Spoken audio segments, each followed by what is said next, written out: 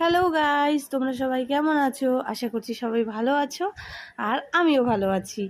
এদিকে দেখো সন্ধ্যা হয়ে গেছে আর আমি যে বিকালবেলা জামা প্যান্টগুলো তুলেছিলাম সেগুলো তখন গুছানোর সময় পাইনি, তাই ভাবলাম সন্ধ্যাবেলায় গুছাই আর তোমাদের সাথে শেয়ার করি।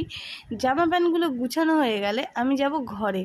তার আগে তোমরা আমার চ্যানেলটাকে সাবস্ক্রাইব করো, আমার সাপোর্ট করো এবং কি আমার পাশে থাকো।